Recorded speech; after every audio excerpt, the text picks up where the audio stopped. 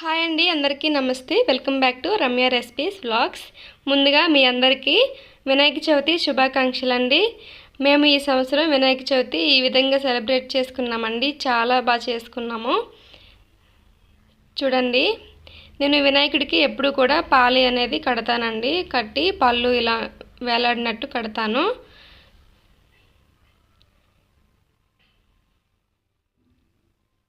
ఇలా కట్టుకొని దీపం పెట్టి పత్రులతో పువ్వులతో పూజలు చేసి వినాయక కథ చదువుకొని ఈ విధంగా ప్రసాదాలు అనేవి వినాయకుడికి ఇష్టమైన కుడుములు అలాగే పాలతాలికలు చేశానండి.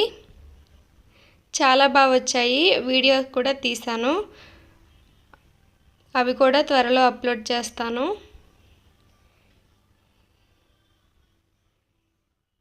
మరి మీరు ఎలా చేసుకున్నారో కామెంట్ సెక్షన్లో కామెంట్ చేయండి. ఆ వినాయకుడి ఆశీర్వాదాలు మీ అందరికీ ఉండాలని చెప్పి మనస్ఫూర్తిగా కోరుకుంటున్నాను. Thank you for watching.